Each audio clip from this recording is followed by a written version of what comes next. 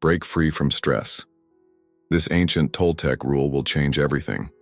In just 3 revolutionary steps, you'll discover the hidden power to obliterate stress and unlock unshakable inner peace. Right now, at this very moment, you might be feeling it. That crushing weight pressing down on your chest.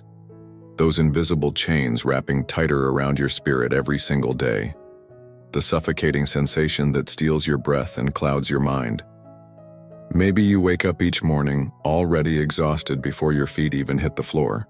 Maybe you go to bed each night with your mind racing, replaying every mistake, every worry, every what-if scenario. Here's what most people don't understand. You weren't born to live this way. What if I told you that centuries ago, the ancient Toltec warriors, masters of human consciousness and inner freedom, discovered a principle so powerful that it could shatter the stress prison that's been holding you captive? What if I told you this isn't some complicated years-long process, but a simple 3-step formula that can start working in your life today? Stay with me for the next few minutes because what you're about to learn is the master key. The same key that freed me from decades of chronic stress and has transformed the lives of over 10,000 people I've worked with. I know exactly where you are right now because I've been there. I remember those mornings when I'd wake up with my heart already racing, as if I'd been running a marathon in my sleep. The weight of responsibilities, expectations, and that relentless inner critic saying, "You're not enough, you're falling behind, you're going to fail." It felt like carrying an invisible anvil that grew heavier with each passing day, like being trapped underwater, desperately reaching for the surface but never quite breaking through. But here's what changed everything for me, and what's about to change everything for you. The ancient Toltecs understood something about human suffering that modern psychology is only now rediscovering. They knew that stress isn't caused by what happens to you. It's caused by what happens within you. And they developed a precise system to transform that inner landscape completely. In the next 20 minutes, you're going to learn their most guarded secret. The 3-step process that doesn't just manage stress, it eliminates the very foundation that stress is built upon. But I need you to make me a promise right now. Don't just listen to this and move on with your day. Don't let this become another piece of information you consume but never apply. Because what you're about to discover has the power to free you from years, maybe decades of unnecessary suffering. To give you back the peace, energy, and joy that stress has been stealing from you. Are you ready to break those invisible chains once and for all? Then let's begin with the first of the 3 ancient steps that will set you free. I remember a day when I was sitting at the breakfast table, looking at the day's tasks, and felt my chest tighten. Stress wasn't just an emotion. It was a physical prison keeping me hostage to my own thoughts. That's when I discovered something that changed everything. An ancient Toltec principle that, when combined with Stoic wisdom, Buddhist serenity, Taoist flow, and practical insights from positive psychology, became my key to freedom. The truth about stress. Here's the truth. Stress isn't your enemy. It's simply a signal that you haven't yet discovered how to free yourself from the chains you've created. Imagine waking up tomorrow without that weight in your chest. Imagine facing daily challenges with the tranquility of someone who knows they have control over their own peace. Imagine looking at life's pressures and smiling because you finally understand the secret. This isn't a distant dream. It's a reality just 3 steps away. Understanding the invisible prison. For years, I believed stress was simply part of adult life, as if it were a tax we all had to pay for having responsibilities, dreams, and people we love. I clearly remember a time when I'd wake up with my heart already racing, thinking about the day's meetings, approaching deadlines, bills to pay. My mind was like a broken radio, always tuned to a station of bad news about my own life. The worst part? I thought this made me productive, that this constant state of alertness was necessary to succeed in life. Until one day, exhausted and without answers, I encountered wisdom that would change everything. The ancient discovery. That's how I discovered Toltec teachings, especially through Don Miguel Ruiz's work. But I didn't stop there. I began studying how different ancient philosophies dealt with human suffering. Buddhism and its understanding of attachment, Stoicism and its wisdom about control, Taoism and its natural flow, and modern insights from positive psychology. Something incredible happened. I realized that stress isn't caused by life's events. Stress is caused by our interpretation of those events, by the stories we tell ourselves about what's happening. Think about it. Two people can go through the same situation, say an important work presentation, and have completely different reactions. One becomes paralyzed by anxiety, the other sees it as a growth opportunity. The difference isn't in the situation, the difference is in the mind. The Toltecs understood this 1,000 years ago. They discovered that we are prisoners of our own thoughts, our own beliefs about how things should be. And more importantly, they discovered how to free ourselves. The 3 transformative steps. Today, you'll learn a specific Toltec principle that, when applied in 3 simple steps, can break the stress cycle in seconds. I'm not talking about suppressing feelings or pretending problems don't exist. I'm talking about a real change in your relationship with life's challenges. These 3 steps are: first, recognize that stress comes from our internal interpretations, not external events. Second, release the need to control what's beyond our power. Third, accept the present moment with gratitude, finding peace in what is, not in what we wish it were. Step 1. Recognition, breaking the mental prison.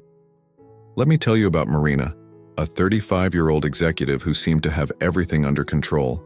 Beautiful home, promising career, loving family. But if you looked into her eyes in the morning, you'd see something different. A shadow, a weight she carried wherever she went. Marina would wake up every day at 5:30 a.m., not because she wanted to, but because her mind simply couldn't sleep anymore. Even before opening her eyes, she'd feel that familiar tightness in her chest. The mental list would begin. What if I'm late for the meeting? What if my boss doesn't like the presentation? What if I disappoint everyone? Again. Do you know that feeling? That moment when you realize your own mind has become your worst enemy? What Marina didn't know, and perhaps you don't either, is that she was living in a prison. Not a physical prison, but something much more subtle and powerful. A mental prison built with bars made of her own expectations, fears, and need for control. The ancient Buddhist masters had a word for this: dukkha, the suffering we create when we resist reality as it is. They understood that most of our suffering doesn't come from life's events, but from our struggle against those events. The water and stone wisdom. Taoist philosophers discovered something fascinating about this. They observed that water never fights against stones in its path. It simply flows around them.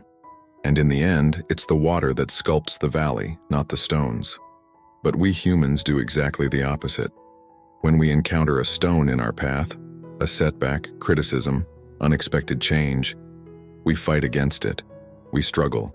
We waste our energy trying to move mountains that shouldn't be moved. Marcus Aurelius, the philosopher-emperor, wrote almost 2,000 years ago, "You have power over your mind, not over events. Realize this, and you will find strength." Marina had a moment of clarity one day in the office elevator. She realized she'd been living in the future for months, always worried about what could go wrong tomorrow or in the past, dwelling on mistakes that had already happened. But there, in that elevator, for a few seconds, she simply was present. And for the first time in months, she felt peace. That's when she understood. Stress wasn't in her responsibilities. Stress was in her relationship with those responsibilities. It was in her need to control outcomes beyond her control. It was in her tendency to take everything personally. Step 2. Release. The art of letting go. The second step is inspired by Taoist and Stoic wisdom, releasing the need to control what's beyond our power. Lao Tzu, the founder of Taoism, taught that the source of all suffering is resistance to life's natural flow. When we try to force people to think, feel, or act in certain ways, we're fighting against the fundamental nature of the universe. The Stoics had a powerful practice called the dichotomy of control. They divided all situations into 2 categories: things that depend on us and things that do not depend on us. Carlos, a 42-year-old businessman I met years ago, was spending emotional energy trying to control what others thought of him, how they reacted to his work, what words they chose to use. But none of this was under his control. What was under his control? His work quality, his integrity, his choice of how to respond to situations, his values, his actions. So the second step is always asking, what in this situation really depends on me, and what can I release because it's beyond my control? Step 3. Accept, finding peace in what is. The third step is the most transformative of all. Accepting the present moment with gratitude, finding peace in what is, not in what we wish it were. Positive psychology discovered something incredible. People who practice gratitude regularly have significantly lower levels of stress and anxiety. But it's not just any type of gratitude. It's radical gratitude, even for difficult moments. Because here's the secret the Toltecs knew. Every situation, even the most challenging ones, carries within it a gift, a growth opportunity, a chance to become wiser, more compassionate, more free. Carlos told me about the moment everything changed for him. He was in a meeting where a client completely rejected a proposal he'd worked on for weeks, in front of his entire team. His first reaction was the usual: anger, humiliation, the urge to defend himself. But then he remembered the 3 steps. Recognize. What really happened? He said the proposal didn't meet his needs. That's a fact. Everything else is my interpretation. Release. Can I control his opinion? No. Can I control how I respond? Yes. Accept. What can I be grateful for in this situation? For his honesty, for the opportunity to improve, for the chance to show my team how to handle feedback professionally.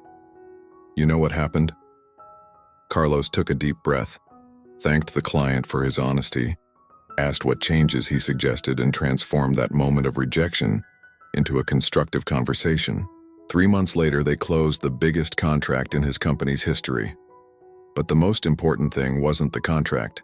It was the freedom Carlos discovered. The freedom of no longer living at the mercy of others' opinions and reactions. The practice, your liberation exercise. Here's a powerful exercise you can do whenever you feel stressed by something someone said or did. First, recognize. What are the pure facts of this situation? What really happened without my interpretations? Second, release. What can I control here? What do I need to let go? Third, accept. What can I be grateful for in this situation? What growth opportunity does it offer me? Practice this now with a situation you have in mind. Feel how these 3 steps transform your relationship with what happened. Beyond the steps, building inner fortress. Mastering these 3 steps is just the beginning of the journey. Because knowing how to free yourself from stress is one thing. Building an inner fortress that protects you even in life's most intense storms is another. The real secret? You see, stress as an invisible prison works like this. We create impossible rules for ourselves. I have to please everyone. I can't make mistakes. I need to have everything under control. And then we live trying to follow these rules, without realizing we created them ourselves. But what if I told you that you can rewrite these rules? That you can choose a new relationship with stress? That you can transform these moments of pressure into growth opportunities? The Toltecs discovered that freedom isn't in changing the external world, but in changing our perception of the internal world. And this change can happen faster than you imagine. Your transformation begins now. The truth no one tells you is this: you don't need to live stressed. You don't need to carry the weight of the world on your shoulders. There's another path, and that path begins with understanding that freedom has always been within you. When you recognize that stress comes from interpretations, not events. When you release the need to control the uncontrollable. When you accept the present moment with gratitude, you don't just break free from stress. You discover who you really are when stress no longer defines you. This isn't just ancient wisdom. It's a practical, proven method that transforms lives. Marina now wakes up with energy instead of anxiety. Carlos built the business of his dreams while maintaining his peace. And thousands of others have discovered that the key to freedom was always in their hands. Your liberation begins now. The chains that have held you are dissolving as you read these words, because now you know. You are not a victim of circumstances. You are the creator of your own experience. The only question that remains is, are you ready to step into this new version of yourself? The version that faces challenges with serenity, that finds opportunity in obstacles, that knows the secret of inner peace? Your journey to freedom starts with your next breath. Take it consciously, feel it deeply, and remember, you have always been free. You just needed to remember how to use the key. Welcome to your liberation. Topic 3. Building resilience against stress. Picture a centuries-old tree in the middle of a storm. The winds may be violent, the thunder deafening, the rain relentless. But the tree doesn't break. It bends, dances with the wind, and when the storm passes, it's still there, stronger than before. This tree isn't strong because it never faced storms. It's strong because it has faced storms. Every gale it survived made its roots grow deeper, its trunk more resilient. I want to tell you about Anna, a 38-year-old nurse who works in an ICU. If anyone knows the meaning of the word stress, it's her. 12-hour shifts, decisions that can save or cost lives, desperate families searching for hope in her eyes. For years, Anna would come home completely exhausted, not just physically but emotionally drained. She carried every patient in her heart.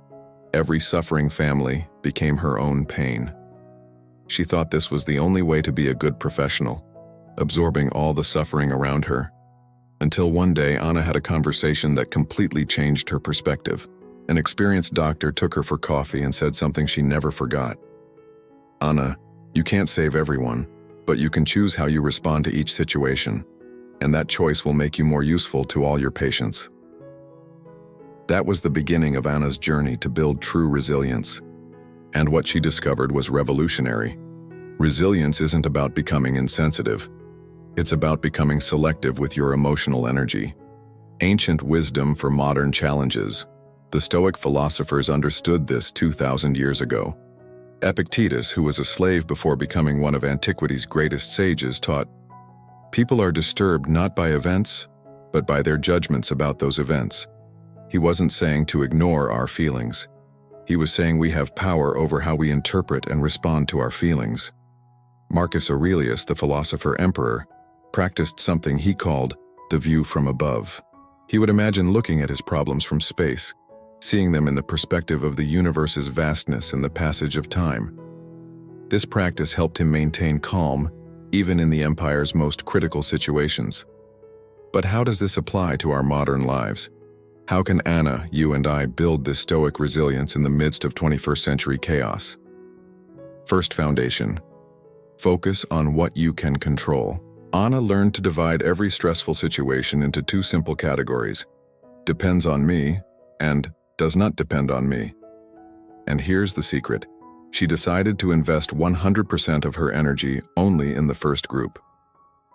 A patient is recovering slowly. She can't control the recovery speed, but she can control the quality of care she provides. A family is being difficult. She can't control the family's emotions, but she can control her compassion and professionalism. The hospital is short on resources. She can't control administrative decisions, but she can control how to use available resources in the best possible way. Let's do a quick exercise. Think of a situation that's stressing you right now. Now mentally divide this situation into two lists. List 1. What depends on me in this situation? List 2. What doesn't depend on me in this situation? Feel the difference? Every time you focus on what's truly under your control, you reclaim your personal power. Second foundation. Practice Buddhist compassion. But the Stoics weren't the only ones who understood the secret of resilience. Buddhists discovered something equally powerful. Compassion isn't just a beautiful feeling. It's a practical tool for liberation.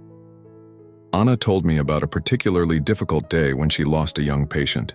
She was devastated, feeling guilty, questioning her abilities. That's when she remembered a Buddhist teaching about compassion. The Dalai Lama teaches that there are two types of compassion: emotional compassion and wise compassion. Emotional compassion is when we suffer alongside those who are suffering. Wise compassion is when we offer genuine help without absorbing the suffering as our own. Anna realized she was practicing emotional compassion, absorbing each patient's and family's pain. This was exhausting her and, ironically, making her less effective at helping.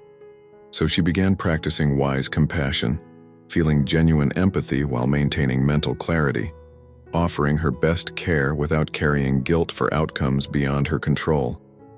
How can you apply this? Whenever someone close is going through difficulties, ask yourself, how can I genuinely help this person without absorbing their suffering as my own? This doesn't make you insensitive. It makes you more useful because you maintain the mental clarity necessary to truly help.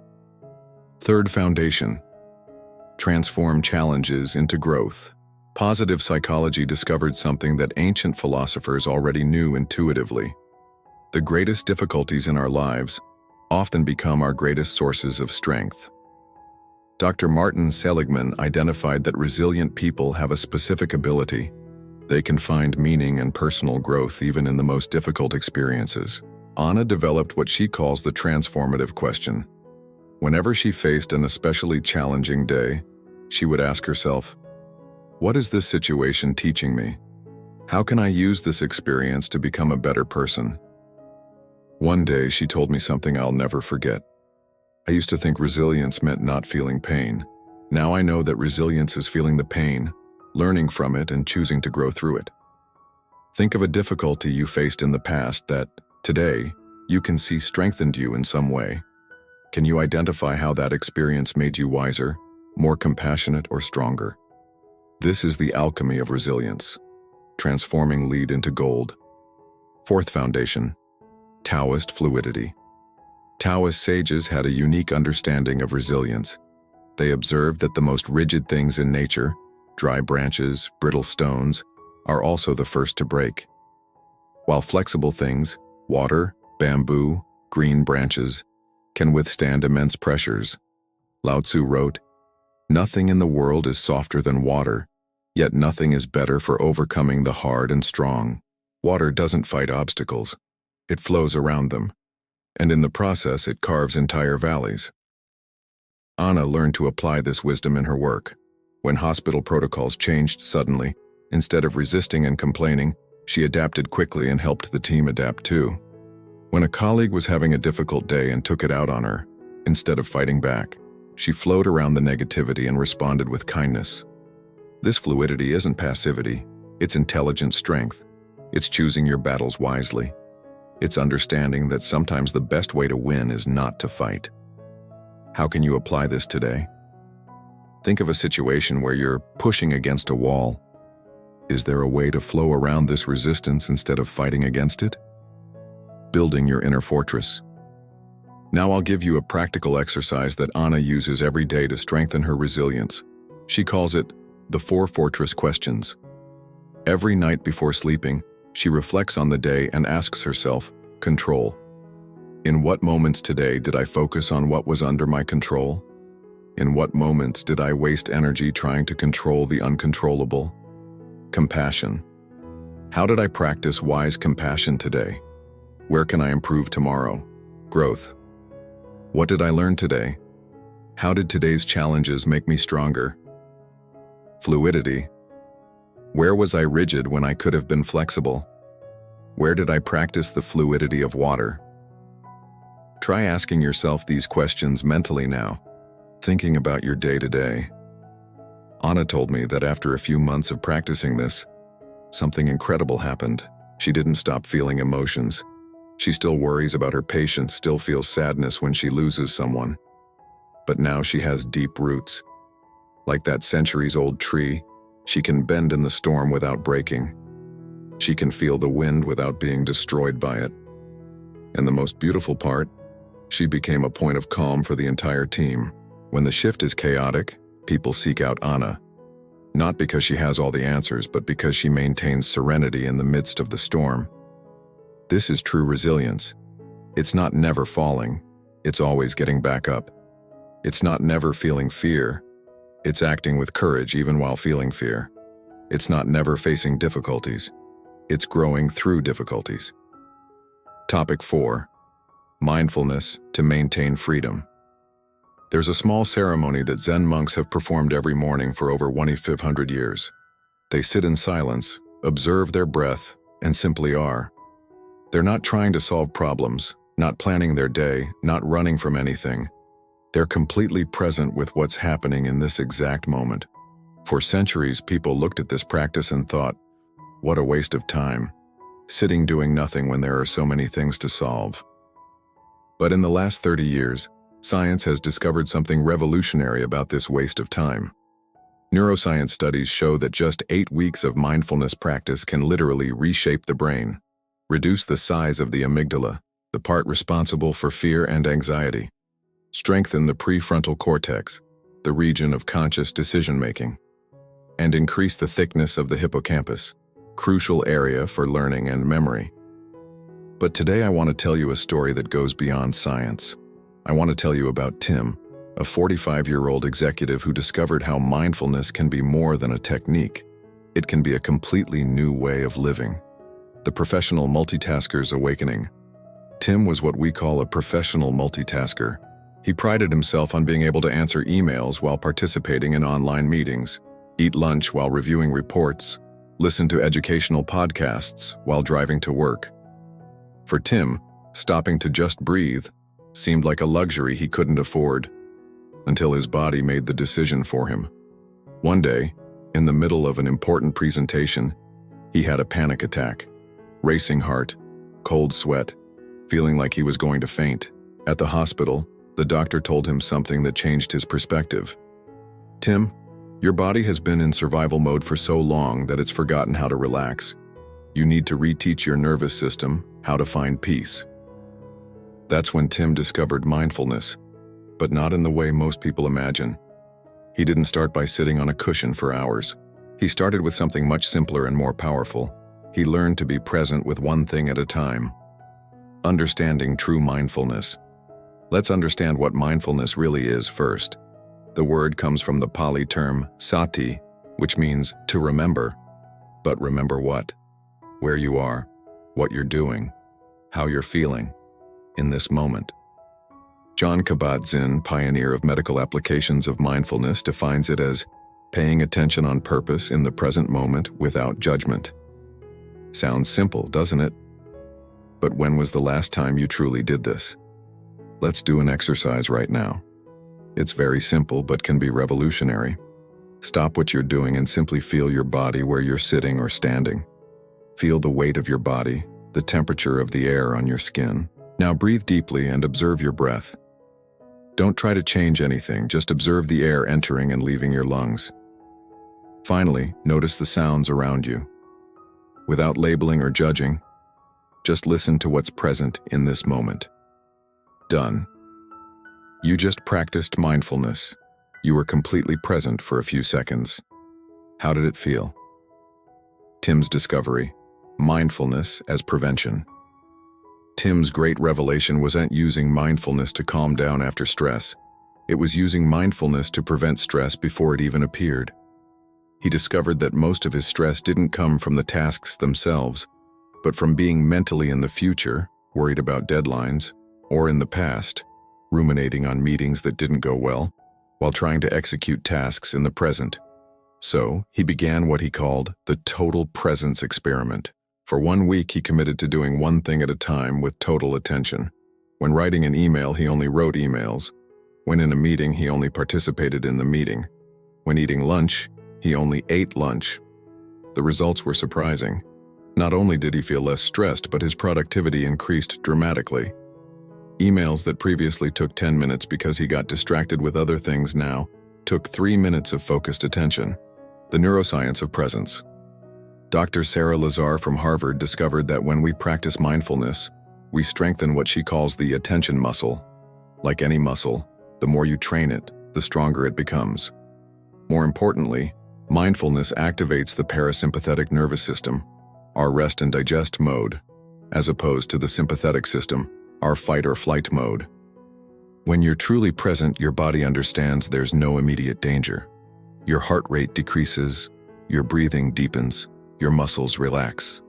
Tim's 3 presence anchors. Tim developed what he calls presence anchors, small reminders throughout the day to return to the present moment. I'll share the 3 most powerful anchors he uses. Anchor 1, conscious breathing. Whenever Tim feels stress beginning, he takes 3 conscious breaths. Slow, deep inhalation through the nose, pause for 2 seconds. Long exhalation through the mouth. Let's do this together now. Inhale, hold, exhale. Inhale, hold, exhale. Inhale, hold, exhale. Feel how this instantly brings you back to the present. Anchor 2, quick body scan. Tim learned to do a quick body scan whenever he feels tense. Starting from the head and moving down to the feet, he observes where he's carrying tension. Let's do a quick version now. Notice your forehead. Is it tense or relaxed? Your shoulders. Are they tense or loose? Your hands. Are they closed or open? Your stomach. Is it contracted or relaxed? Just observing where you carry tension is the first step to releasing it. Anchor 3, mindful listening. This is perhaps the most transformative. Tim learned to listen, really listen, to the people around him. Not listen while preparing his response, but listen with total presence. He told me, "It was incredible. When I started really listening, I discovered that most workplace conflicts happened because people didn't feel heard. When they felt truly listened to, even the most complicated problems became easier to solve." Practical mindfulness for real life. Now I'll give you 3 specific practices you can start today to incorporate mindfulness into your life. Practice 1, the 5 senses rule. Whenever you feel overwhelmed, stop and identify. 5 things you can see, 4 things you can touch, 3 things you can hear, 2 things you can smell, 1 thing you can taste. This instantly brings you back to the present. Practice 2. Mindful transitions between one activity and another. Pause for 30 seconds. Breathe consciously and set an intention for the next activity. Now I'm going to this meeting with total presence and compassion. Practice 3. Present gratitude. Before sleeping, identify 3 moments from the day for which you're grateful. Not big events, but simple moments. The taste of coffee, someone's smile, the feeling of water in the shower. Tim has been practicing this for 2 years now. He told me something that perfectly summarizes the transformative power of mindfulness. I discovered that the life I was looking for in the future was already happening in the present. I was just too busy to notice. And the most impressive part? His work indicators improved dramatically. His team sees him as a calmer and more decisive leader. His relationships at home deepened. His health improved. All because he learned to be present, to find freedom not in some distant place or imaginary future, but right here, right now. Topic 5. Real transformation cases. During the last 5 years, I've followed more than 1,000 people who applied exactly these tools you just learned.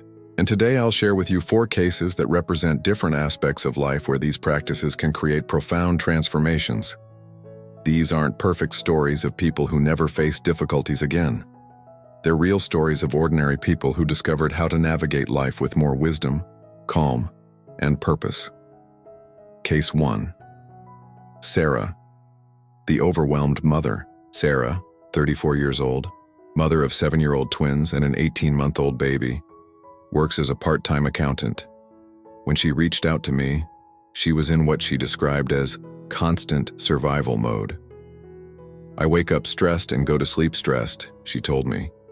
"I feel like I'm failing in all areas, as a mother, as a wife, as a professional. I can't enjoy anything in my life anymore." Sarah's stress was what I call multiplier stress. Every small problem became evidence that she wasn't managing. The twins fighting in the car became, "I'm a terrible mother."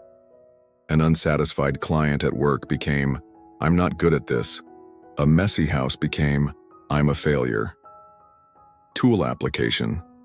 Sarah started with the 3-step Toltec Rule. The first thing she did was stop personalizing every situation. When the twins had tantrums, instead of thinking, "What am I doing wrong?" she would breathe and think, "Children have tantrums, this is normal and will pass." She created a visual list on the refrigerator divided into 2 columns. "Depends on me," and doesn't depend on me. Whenever she felt overwhelmed, she looked at the list and redirected her energy. Depends on me. How I respond to situations, the care I offer, my organization, my patience doesn't depend on me. Children's mood at each moment, others' opinions about my motherhood, daily surprises, each child's natural temperament. In 3 weeks, Sarah sent me a message that still moves me. For the first time in years, I managed to have breakfast without rushing and really savor it. I realized I'd been on autopilot for so long that I forgot what it's like to be present with my own life. For mindfulness, Sarah couldn't meditate for 20 minutes, so she started with what we call mindful micro-moments. While washing dishes, she paid attention to the water temperature. While nursing the baby, she observed her daughter's breathing. While driving to work, she felt her hands on the steering wheel. 6 months later, Sarah told me, "I don't have fewer responsibilities, but I don't feel overwhelmed anymore. It's like I learned to surf the waves instead of being knocked down by them." Case 2. David, the executive in burnout. David, 41 years old, director of a technology company. When we met, he was working 70 hours a week and had developed chronic insomnia. "I wake up at 3 a.m. thinking about work problems that I don't even know if they're real," he told me. David was the typical high-performance perfectionist. For him, anything below excellence was failure. He took responsibility for everything that went wrong in the company, even when it clearly wasn't under his control. Tool application. David started with building resilience, specifically focusing on what was under his control. He created what he called a 3-question decision protocol. Is this under my direct control? Can I influence it in some way? If I can't control or influence it, why am I spending mental energy on this? The most dramatic transformation came when David applied the wise compassion we learned from Buddhism. He realized he was treating himself in a way he would never treat a close friend. "Imagine if my best friend came to me and said he made the same mistake I made yesterday," David told me. "I would never speak to him in the cruel way I speak to myself." Realizing this was a shock, David began practicing active self-compassion. When he made a mistake, instead of brutally criticizing himself, he asked, "What would I say to a dear friend in this situation?" and spoke to himself that way. For mindfulness, David used the anchor technique during stressful meetings. He put a small sticker on his watch that reminded him to breathe consciously and check where he was carrying tension in his body. The result: a year later, David not only returned to sleeping well but was also promoted. But most importantly, he told me he rediscovered the pleasure of working. I realized that my obsession with control was actually reducing my effectiveness. When I relaxed and trusted the team more, everything flowed better. Case 3. Lisa, the anxious retiree. Lisa, 62 years old, retired 2 years ago after 35 years as a teacher. You might think retirement means less stress, but for Lisa, it was the opposite. "Without the structure of work, my mind started creating worries about everything," she explained. Lisa developed what we call generalized anticipatory anxiety. She worried about health even though she was fine, finances even though she had adequate reserves, her adult children even though they were well established. "It's like my mind had gotten so used to solving problems that when it didn't have real problems, it started inventing imaginary problems," Lisa told me. Tool application. Lisa connected deeply with the Taoist wisdom of fluidity. She began seeing her worries as clouds passing in the sky. They appear, change shape, and eventually dissolve. She developed a practice she called observation without attachment. When a worry arose, instead of fighting it or getting lost in it, she observed it like a scientist observing a natural phenomenon. "Oh, there's the worry about David's son. Interesting how it appeared right after I read that news about the economy. I'll observe where it goes." For mindfulness, Lisa developed a morning routine that kept her anchored in the present. She would wake up, prepare tea mindfully, feeling the aroma, observing the steam, savoring each sip, and then spend 10 minutes in the garden observing the plants. 6 months later, Lisa sent me a photo of her garden with the message, "I discovered that when I stop worrying about the future, I can finally enjoy the present I worked my whole life to have." Case 4. James, the young adult in transition. James, 24 years old, recently graduated in engineering, facing the pressure to figure out his life. Like many young adults today, James felt constant pressure to have everything figured out. I see my friends on Instagram looking like they know exactly what they're doing, getting amazing jobs, dating perfect people. I feel completely lost, he told me. James was trapped in what I call the constant comparison trap. Every decision he needed to make came loaded with anxiety. What if I choose the wrong job? What if I move to the wrong city? What if I waste my 20s? Tool application. James benefited enormously from the Stoic perspective on control. He created what he called an influence map, a visual representation of where he had total control, where he had some influence, and where he had no control at all. Total control. His skills, his habits, his attitude, his effort. Some influence. Interview impressions, relationship quality, opportunities he seeks. No control. Hiring decisions, general economy, what others think of him, timing of opportunities. The most powerful transformation for James came from the present gratitude practice we learned in mindfulness. Instead of focusing on what he hadn't achieved yet, he began recognizing what he was already building. I realized I was so focused on getting somewhere that I forgot to value the journey, James told me. Now, instead of seeing every no in interviews as a failure, I see it as valuable information that brings me closer to the right yes. James developed a nightly practice of progress celebration. Every night he identified 3 things he did that day that moved him forward. Even if they were small, like updating LinkedIn or having an interesting conversation. 8 months later, James not only got a job he loves, but also told me something profound. I realized I was waiting for life to begin when I had everything figured out. Now I know that life is exactly what I'm living now, with all the uncertainties and possibilities.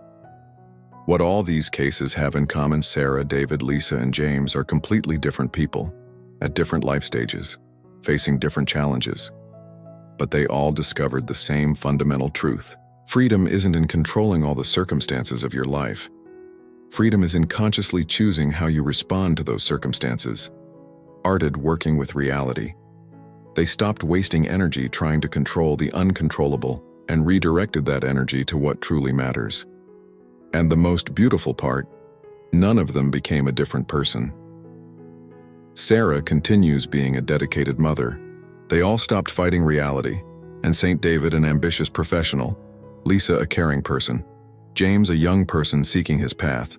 They just learned to be who they already were, but with much more peace, clarity, and purpose. The transformation you're capable of isn't about becoming someone else. It's about becoming fully yourself, but free from the invisible chains that once held you back. Your journey to this freedom begins with your next conscious choice. The choice to recognize what depends on you and what doesn't. The choice to respond rather than react. The choice to be present rather than lost in worry. This is your invitation to freedom. Not someday, somewhere else. Right here, right now. Welcome to your liberation. Topic 6. 30-Day Action Plan. Now we reach the most important moment of this entire video, because knowledge without application is just entertainment. And you didn't come here to be entertained, you came to transform. In the next few minutes, I'll give you an exact roadmap, tested with hundreds of people, that will take you from theory to practice. A 30-day plan that transformed lives like Sarah's, David's, Lisa's, and James's. But before we dive into the plan, I need to tell you something important. Real transformation doesn't happen in one dramatic moment. It happens through small, consistent choices day after day. As philosopher Aristotle said, we are what we repeatedly do. Excellence, therefore, is not an act, but a habit. Week 1, Foundation. Establishing your anchors. In the first 7 days, you'll establish the 3 anchors you learned today. Don't try to do everything at once. That's a recipe for failure. Let's go slowly and consistently. Days. 1 to 3, breathing anchor. Your only task for the first 3 days is to practice conscious breathing 3 times a day. Set alarms on your phone for 9 a.m., 3 p.m., and 9 p.m. When the alarm sounds, stop what you're doing and take 3 deep conscious breaths. Slow inhale through the nose, pause for 2 seconds, long exhale through the mouth. That's it. Simple, but powerful. Days 4 to 5. Body scan anchor. Add a quick body scan to your breathing ritual. After the 3 breaths, quickly observe forehead, shoulders, hands, stomach. Where are you carrying tension? Just observe without judgment. Days 6-7. Mindful listening anchor. Choose 1 conversation per day to practice total listening. It could be with a colleague, family member, or even the grocery store cashier. Listen without planning your response, just listen. Week 2. Integration. The 3 Toltec steps. Now that your anchors are established, let's add the most powerful tool, the 3 steps to freedom. Days 8-10. Recognize without resistance. Every time you feel stressed, anxious, or irritated over the next 3 days, your first action is to recognize, I'm feeling emotion because of situation. Don't try to change the emotion yet. Just recognize it. It's like turning on a light in a dark room. You can't organize what you can't see. Days 11-12. Release control. Add the second step. Is this under my control or not? If it isn't, take a deep breath and say mentally, I release the need to control this. Create a list on your phone called Not Up to Me, and add everything you notice yourself trying to control, but can't. Days 13-14. Accept and redirect. Complete the 3 steps by asking, what is the situation offering me to learn or grow? There's always something, even in the most difficult situations. Week 3. Expansion, building resilience. Now you have the basic tools. Time to strengthen your resilience so nothing shakes you for long. Days 15-17. The circle of control. Do a daily mapping exercise. At the end of each day, list 3 things that stressed you and classify each. Green, I have total control. Yellow, I can influence. Red, I can't control or influence. Redirect all energy from red items to green ones. Days 18-19, the practice of compassion. When something goes wrong or you make a mistake, ask yourself, what would I say to my best friend in this situation? And treat yourself with the same kindness. Days 20-21, building meaning. At the end of each day, identify how your day's challenges contributed to your personal growth. Every obstacle is an opportunity in disguise. Week 4. Mastery, integrated mindfulness. The final week is about integrating mindfulness into everything you do, not as something separate, but as a way of living. Days 22-24. Mindful transitions. Between each activity of your day, pause for 10-15 seconds. Breathe consciously and set an intention for the next activity. Before getting in the car, I'll drive with presence and patience. Before a meeting, I'll participate with full attention and compassion. Before dinner, I'll eat with gratitude and pleasure. Days 25-26. Present gratitude. Identify 3 micro moments of gratitude each day. Not big events, but small pleasures.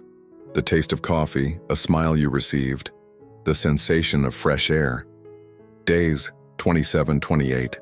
Observation without judgment. Practice observing your thoughts and emotions like a curious scientist. When you notice yourself judging yourself or others, simply note, judgment appeared, and gently release it. Days 29-30. Total integration. In the last 2 days, use all tools fluidly, effortlessly. You'll notice they've become a natural part of how you navigate life. Crucial guidelines for success. Now, before you rush off to implement all of this, let me give you some guidelines that make the difference between success and failure. 1. Start small. The biggest trap is trying to do everything perfectly from day 1. Prefer doing little with consistency over doing much with inconsistency. If you forget to do the 3 p.m. breathing, don't give up on the entire day. Just do it at the next opportunity. 2. Be compassionate with yourself. You'll have bad days, days when you return to old patterns. This is normal and part of the process. Don't use this as evidence that you can't do it. Use it as an opportunity to practice self-compassion. 3.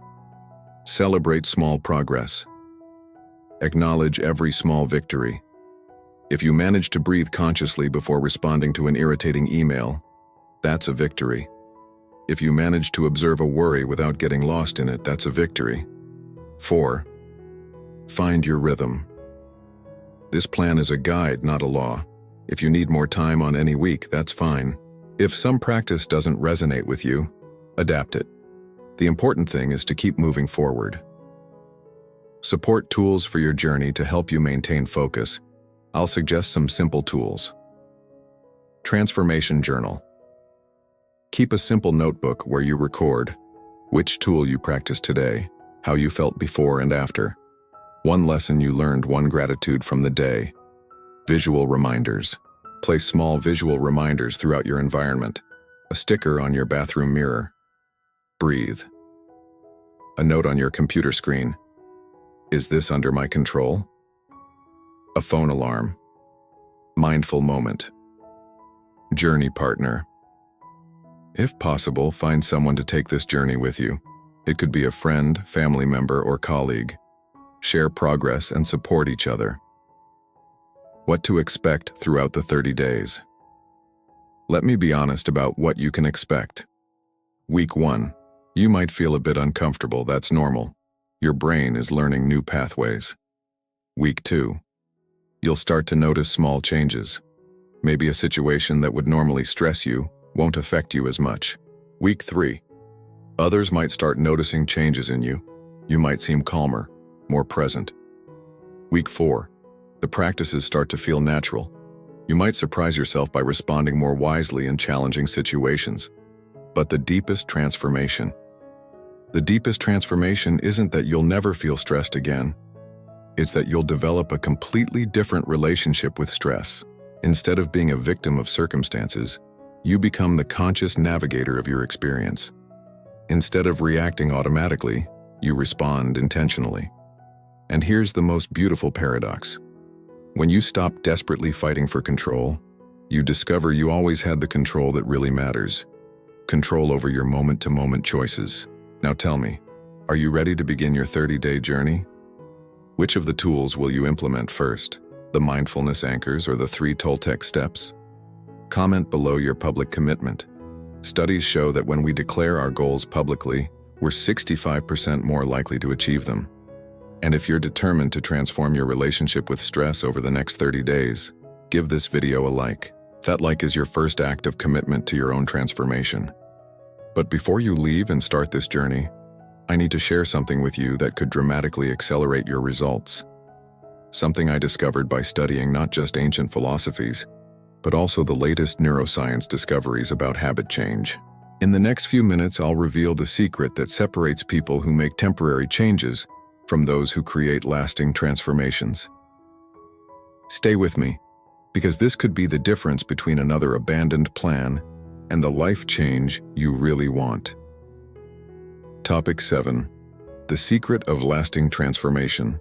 For years, I was intrigued by a question that wouldn't leave my mind. Why do some people manage to make changes that last a lifetime, while others return to old patterns within weeks?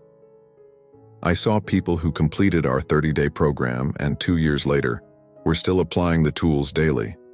But I also saw people who started with great enthusiasm and within a month had abandoned everything. So I dove into the research. I studied neuroplasticity, behavioral psychology, and discoveries about habit formation. And what I found completely surprised me. The discovery that changed everything. The difference wasn't in the level of initial motivation. It wasn't in intelligence or willpower. The difference was in something much more subtle, but infinitely more powerful. People who created lasting transformations understood a fundamental truth that others didn't know. Sustainable change doesn't happen through brute force. It happens through identity. Let me explain with a real story that perfectly illustrates this. The story of 2 executives. Mark and Steve, both executives in their 40s, both stressed, both determined to change. They started our program the same week, with the same level of motivation. Mark said, "I'm going to practice mindfulness every day because I need to reduce my stress." Steve said, "I'm a person who responds to situations with awareness and calm." They seem similar, don't they? But there's a subtle and crucial difference. Mark was trying to do something different. Steve was being someone different. After 6 months, Mark had abandoned the practice. "I don't have time. It's too hard. It doesn't work for me." Steve not only continued but expanded his practice and became a positive influence on his entire team. The difference is in identity. Neuroscience confirms something philosophers have known for millennia. We act according to who we believe we are. When we change our identity, our behaviors automatically change to be congruent. Mark was fighting against his identity. He saw himself as a stressed person trying to be less stressed. Every moment of stress was evidence that he was failing. Steve had changed his fundamental identity. He saw himself as a naturally calm person who occasionally needs to remind himself of this. Every moment of stress was just an opportunity to return to his natural state. The 3 levels of change. There's a hierarchy of change that few people understand. Level 1, outcome change. I want to feel less stressed. Level 2, process change. I'm going to meditate 10 minutes a day. Level 3, identity change. I'm a person who responds to situations with wisdom. Most people get stuck at levels 1 and 2. They want different results and even try new processes, but don't change their fundamental identity. It's like trying to plant flowers in poisoned soil. How to create identity change. Now I'll teach you exactly how to create this profound identity change. It's a 4-step process that can transform not just your relationship with stress, but your entire life. Step 1. Define your new identity. Instead of focusing on what you want to stop doing, I want to stop stressing, focus on who you want to become. Powerful examples. I'm a person who navigates challenges with calm and wisdom. I'm someone who finds peace even in difficult situations. I'm a person who consciously chooses how to respond. I'm someone who transforms pressure into purpose. Choose a phrase that resonates deeply with you. Write it down and place it where you can see it every day. Step 2. Collect daily evidence. Here's the secret that changes everything. Your identity is formed by the evidence you collect about yourself. Every small action is a vote for the type of person you are. Create what I call an evidence journal. Every day, write down at least one piece of evidence that you're becoming this new person. Today, when my boss criticized me, I took a deep breath and responded calmly. Evidence that I'm a person who responds with wisdom. Today, when traffic was terrible, I used the time to practice gratitude. Evidence that I'm someone who finds peace in difficult situations. Small pieces of evidence accumulate into deep conviction. Within weeks, you'll start to truly believe you are this person. Step 3. Use identity language. Change how you talk about yourself, both internally and with others. Instead of, I'm trying to be less stressed, say, I'm a person who manages pressure well. Instead of, I'll try to meditate, say, meditation is part of who I am. Instead of, I hope I can handle this better. Say, this is an opportunity to demonstrate my natural resilience. Your subconscious mind believes what you repeatedly say about yourself. Step 4. Surround yourself with reflections of your new identity. Environment shapes identity. Surround yourself with visual reminders, people, and resources that reflect who you're becoming. Books about mindfulness and wisdom on your desk. Meditation apps on your phone. Connections with people who embody the calm you want. Inspiring quotes in visible places. The turning point. Now I'll share something personal. There was a moment in my own journey where everything changed. I was dealing with an extremely stressful situation, financial pressures, family problems, professional uncertainties. For weeks, I fought against these circumstances, trying to control them, feeling victimized by them. Then one afternoon, I stopped and asked myself, what kind of person do I want to be in the face of this situation? And the moment I changed the question from, how can I change this, to how can I demonstrate who I really am through this, everything changed. I stopped fighting the situation and started using it as an arena to practice being who I wanted to be.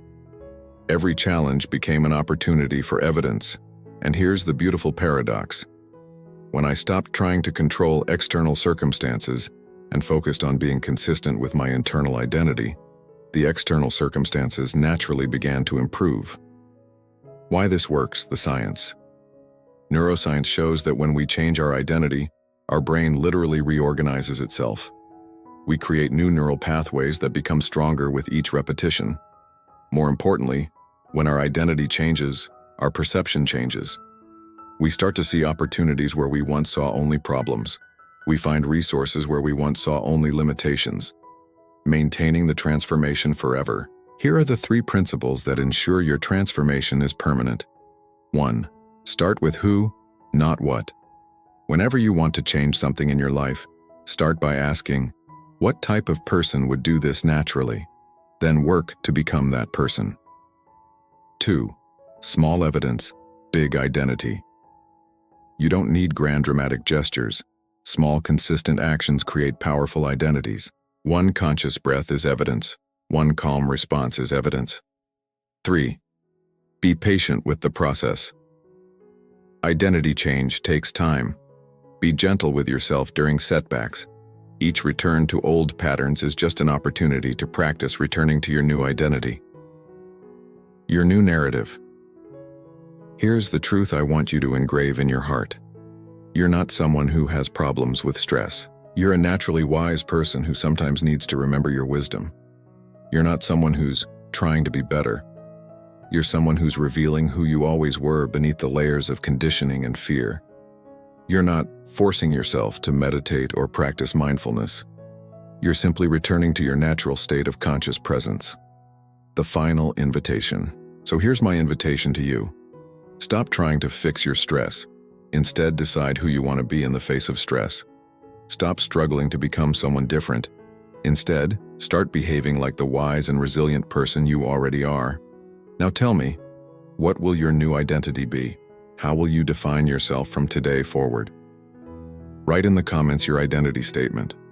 For example, I am a person who, and if you understand that real change begins with identity, not behavior, give this video a like.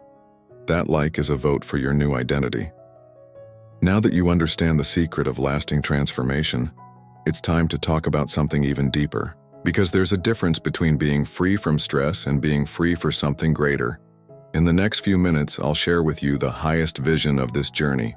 How to use your new freedom to create not just a less stressful life, but a truly meaningful life. Prepare to discover your deepest purpose. Final topic. Living with purpose beyond stress.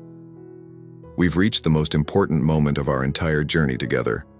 Because everything we've learned so far, the ancient tools, the mindfulness practices, the identity change, all of this leads us to a fundamental question.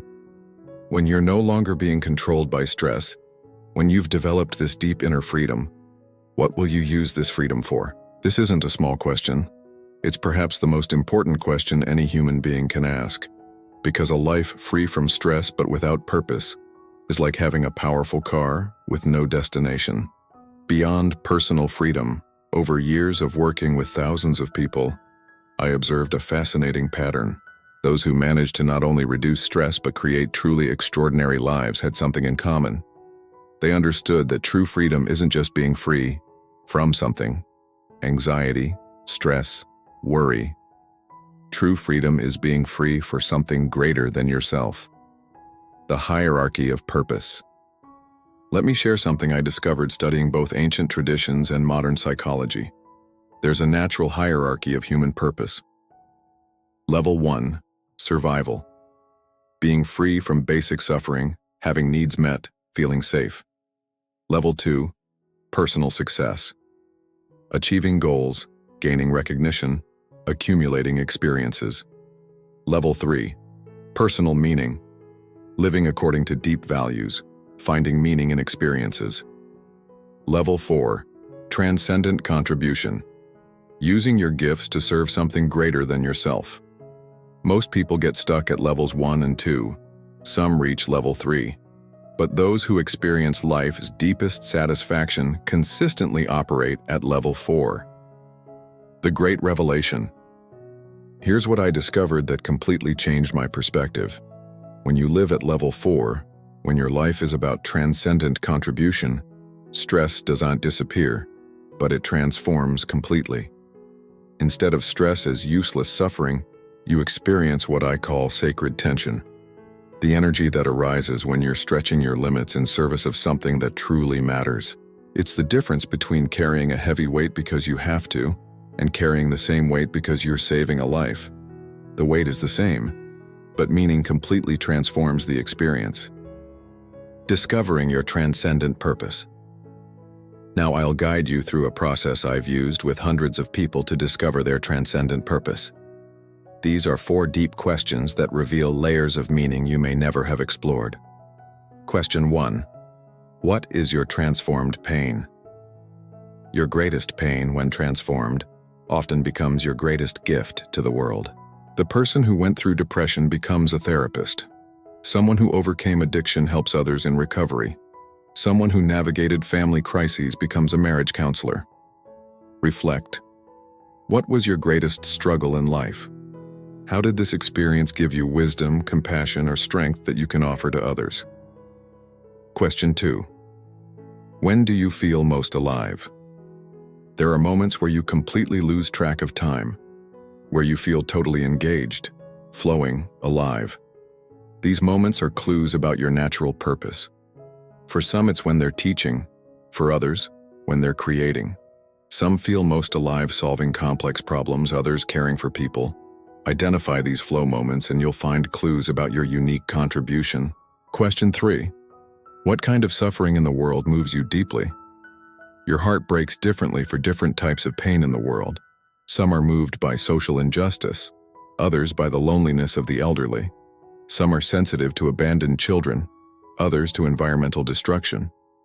Your sacred indignation is a GPS for your mission. What makes you think someone needs to do something about this is often what you need to do something about. Question 4. If you knew you couldn't fail, what would you do? This question removes the layer of fear and reveals your most authentic desires. If failure were impossible, what kind of impact would you like to create? What legacy would you like to leave? The answers to these 4 questions, when combined, reveal your unique transcendent purpose. 3 stories of transcendent transformation. Let me share 3 real stories of people who made this complete journey, from the prison of stress to the freedom of purpose. Story 1. Rachel, from burned-out executive to transformational leader. Rachel, 45, vice president of a multinational company. When we met, she was medicated for anxiety, working 80 hours a week and considering leaving her career. After mastering the tools you learned today, Rachel asked herself the 4 deep questions. She discovered her true passion was developing authentic leadership in other professionals. Instead of leaving the corporate world, Rachel transformed her position into a platform for purpose. She created human development programs in the company, mentored hundreds of leaders, and became a reference in conscious leadership. My stress didn't disappear, she told me 2 years later. But now it's the stress of someone fulfilling their mission, not the stress of someone wasting their life. Story 2.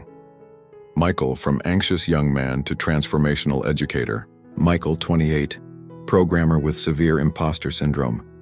He constantly sabotaged himself, had panic attacks before presentations, and lived in fear of being discovered as incompetent.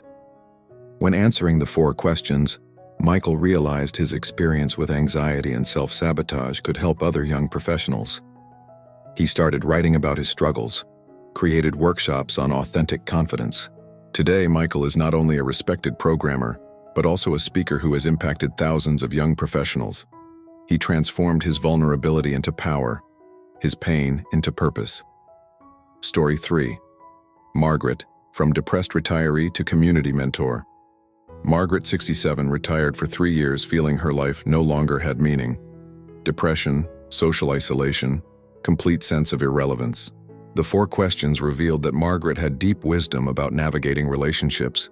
She had raised 5 children, maintained a 40-year marriage, overcome various family crises.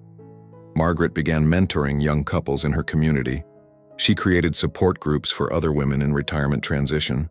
She became an anchor of wisdom for dozens of families. I thought retirement meant my contribution was over, she wrote to me. I discovered it was just the beginning of my most important contribution. The paradox of transcendent contribution. Here's the most beautiful paradox I've observed. When you live for something greater than yourself, you simultaneously become less important and more powerful. Less important because you're no longer the center of your own story. More powerful because you're connected with forces that transcend personal limitations. When Rachel developed leaders, she stopped worrying about whether she was being adequately recognized. When Michael helped anxious young people, he stopped questioning his own competence. When Margaret mentored families, she stopped feeling useless. How to begin your transcendent journey. You don't need to quit your job or completely restructure your life to live with transcendent purpose.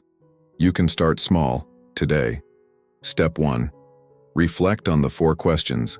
Dedicate real time to contemplating the questions I shared. Write your answers. Talk with close people about your reflections. Step 2. Identify one small contribution action.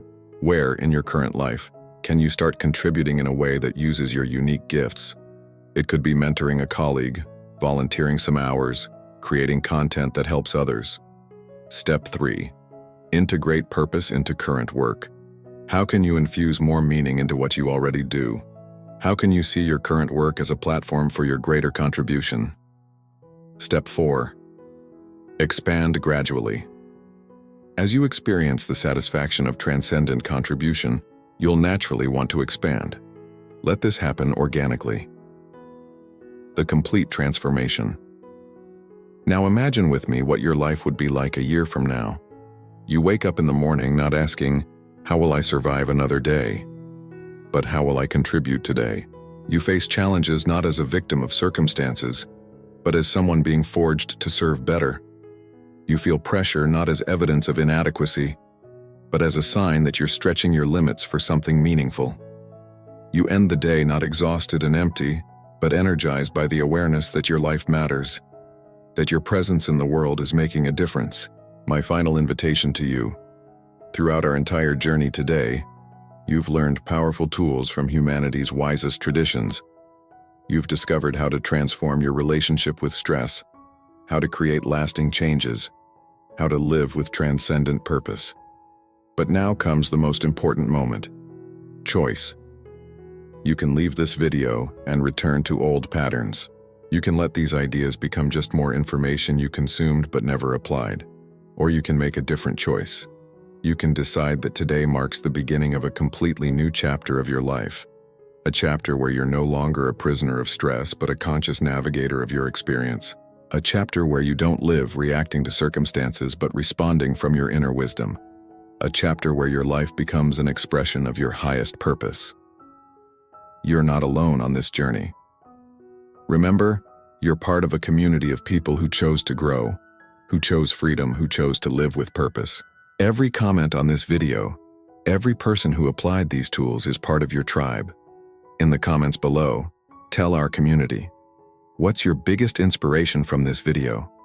Which tool will you apply first? How do you want to use your freedom from stress to contribute to the world? And if you're truly committed to this transformation, if you've decided that your old life of constant stress ends today, give this video a like. But more important than the like is the promise you make to yourself in this moment. The promise to honor the wise, resilient, and powerful person you truly are. When Tibetan monks finish a teaching, they make a dedication.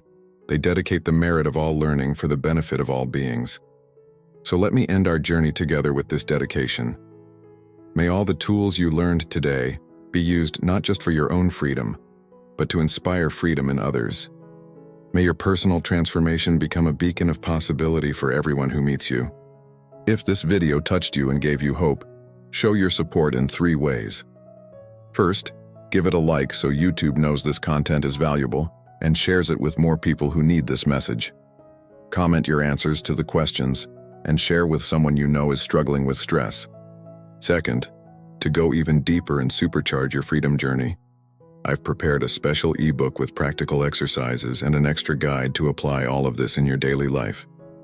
The link to access the ebook is in the description and in the first pinned comment of this video. Third, The growth journey continues. On the screen now, you'll find other incredible videos that will help you deepen your inner peace and build a more purposeful life. Click on one of them and continue your transformation. May you always remember that when you heal your own relationship with stress, you're healing a small piece of suffering in the world. And may you never forget, you're not someone who has problems with stress. You're an ancient soul, temporarily forgotten of your own wisdom. You're a force of nature, temporarily disconnected from your own power. You're a gift to this world, temporarily doubting your own value. Today, you remembered who you really are. Now go and live as that person. The world is waiting for your unique contribution. Namaste. The wisdom in me honors the wisdom in you. Until our next meeting, continue navigating life with wisdom, courage, and compassion.